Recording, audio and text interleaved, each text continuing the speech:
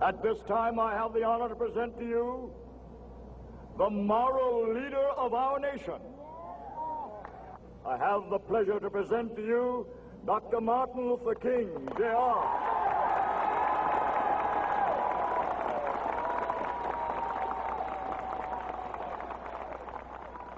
I am happy to join with you today in what will go down in history as the greatest demonstration for freedom in the history of our nation.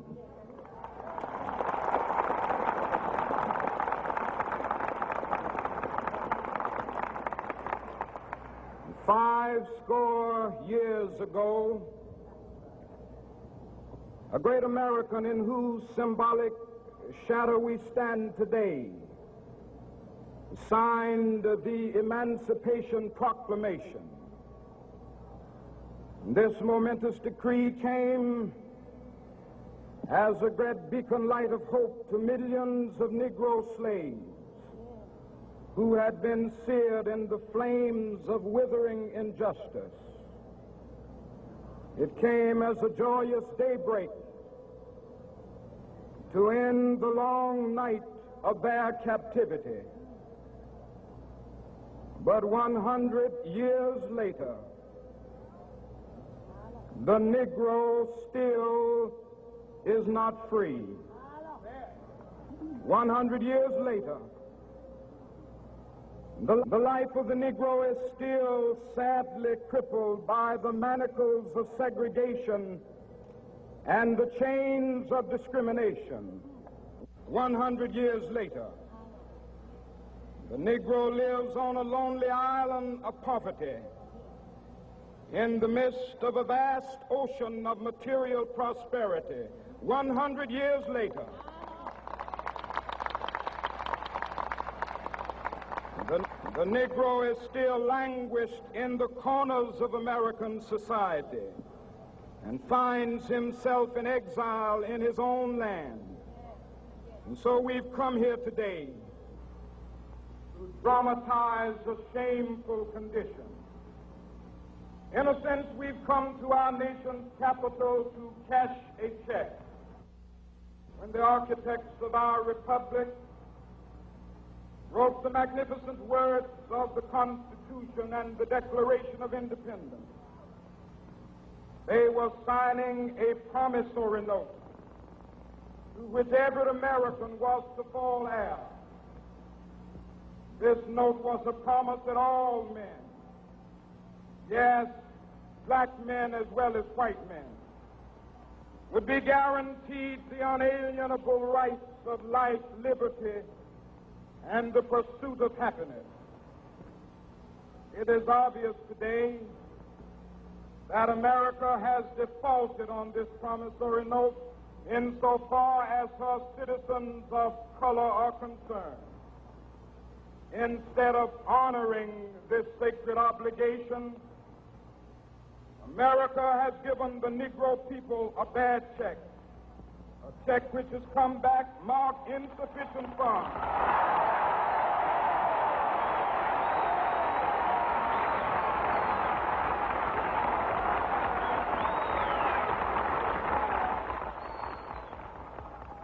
But we refuse to believe that the Bank of Justice is bankrupt. We refuse to believe that there are insufficient funds in the great vaults of opportunity of this nation.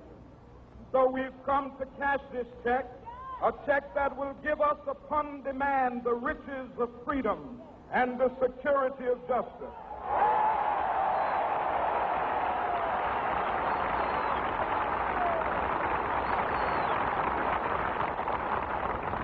We have also come to this hallowed spot to remind America of the fierce urgency of now. This is no time to engage in the luxury of cooling off or to take the tranquilizing drug of gradualism.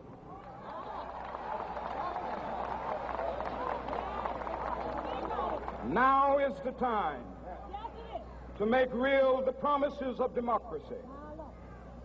Now is the time to rise from the dark and desolate valley of segregation to the sunlit path of racial justice. Now is the time to lift our nation from the quicksands of racial injustice to the solid rock of brotherhood. Now is the time to make justice a reality for all of God's children. It would be fatal for the nation to overlook the urgency of the moment. This sweltering summit of the Negro's legitimate discontent will not pass until that is an invigorating autumn of freedom and equality. 1963 is not an end, but a beginning. Those who hope that the Negro needed to blow off steam and will now be content will have a rude awakening if the nation returns to business as usual.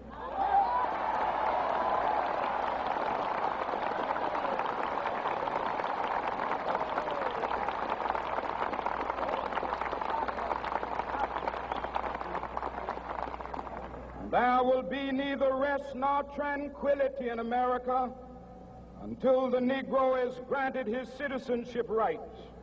The whirlwinds of revolt will continue to shake the foundations of our nation until the bright day of justice emerges. But that is something that I must say to my people who stand on the warm threshold which leads into the palace of justice.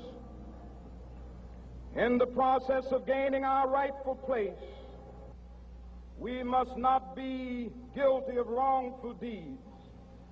Let us not seek to satisfy our thirst for freedom by drinking from the cup of bitterness and hatred.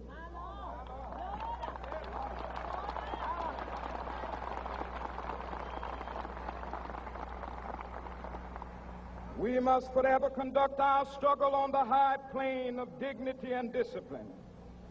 We must not allow our creative protests to degenerate into physical violence. Again and again, we must rise to the majestic heights of meeting physical force with soul force. The marvelous new militancy which has engulfed the Negro community must not lead us to a distrust of all white people. For many of our white brothers, as evidenced by their presence here today, have come to realize that their destiny is tied up with our destiny.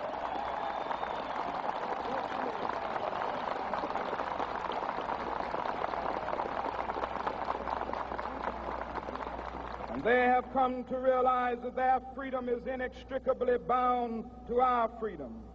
We cannot walk alone. And as we walk, we must make the pledge that we shall always march ahead.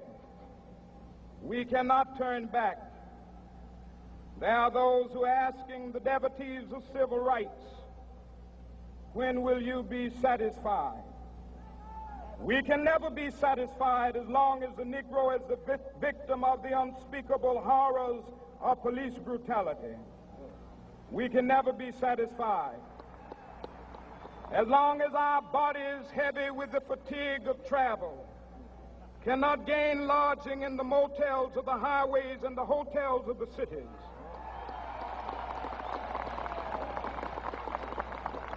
We cannot be satisfied as long as the Negro's basic mobility is from a smaller ghetto to a larger one.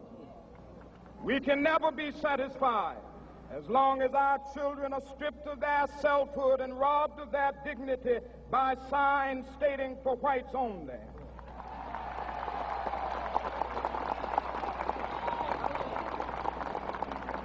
We cannot be satisfied as long as a Negro in Mississippi cannot vote and a Negro in New York believes he has nothing for which to vote.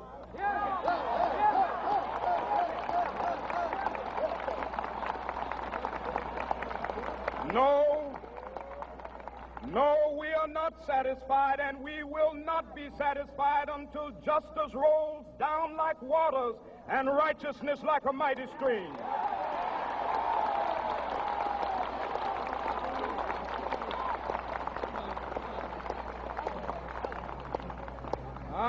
not unmindful that some of you have come here out of great trials and tribulations. Some of you have come fresh from narrow jail cells. Some of you have come from areas where your quest for freedom left you battered by the storms of persecution and staggered by the winds of police brutality. You have been the veterans of creative suffering. Continue to work with the faith that unearned suffering is redemptive. Go back to Mississippi. Go back to Alabama. Go back to South Carolina. Go back to Georgia. Go back to Louisiana. Go back to the slums and ghettos of our northern cities. Knowing that somehow this situation can and will be changed. Let us not wallow in the valley of despair.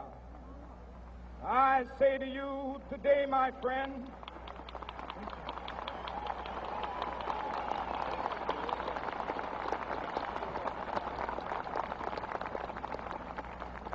so even though we face the difficulties of today and tomorrow, I still have a dream. It is a dream deeply rooted in the American dream. I have a dream that one day this nation will rise up and live out the true meaning of its creed. We hold these truths to be self-evident, that all men are created equal.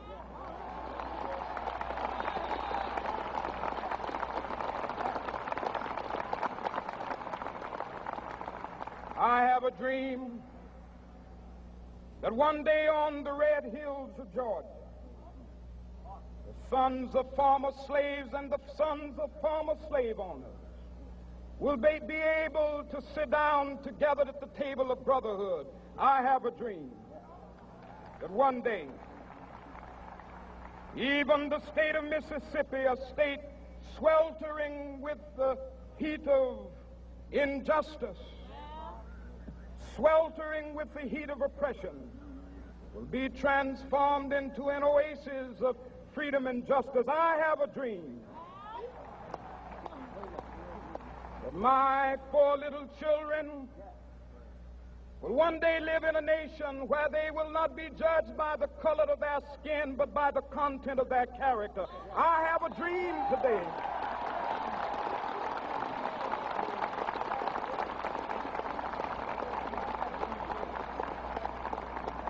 I have a dream that one day down in Alabama, with its vicious racists, with its governor having his lips dripping with the words of interposition and nullification, one day right there in Alabama, little black boys and black girls will be able to join hands with little white boys and white girls as sisters and brothers. I have a dream today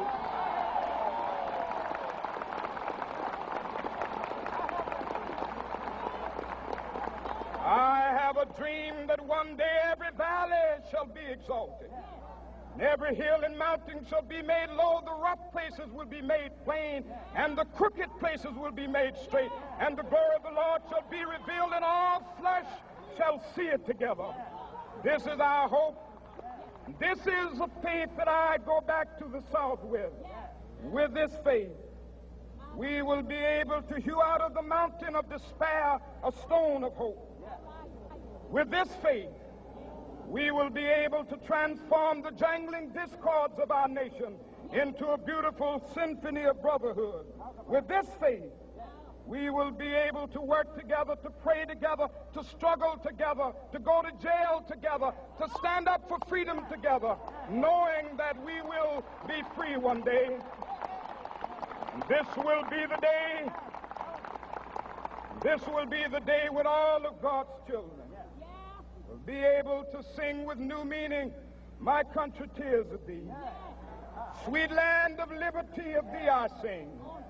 Land where my fathers died, land of the pilgrim's pride. From every mountainside, Let freedom ring, and if America is to be a great nation, this must become true. And so let freedom ring from the prodigious hilltops of New Hampshire. Let freedom ring from the mighty mountains of New York. Let freedom ring from the heightening Alleghenies of Pennsylvania. Let freedom ring from the snow-capped Rockies of Colorado. Let freedom ring from the curvaceous slopes of California. But not only that, let freedom ring from Stone Mountain of Georgia. Let freedom ring from Lookout Mountain of Tennessee. Let freedom ring from every hill and molehill of Mississippi, from every mountainside. Let freedom ring, and when this happens, and when we allow freedom ring, when we let it ring from every village and every hamlet, from every state and every city, we will be able to speed up that day when all of God's children, black men and white men, Jews and Gentiles, Protestants and Catholics, will be able to join hands and sing in the words of the old Negro spiritual, free at last, thank God Almighty, we are free at last.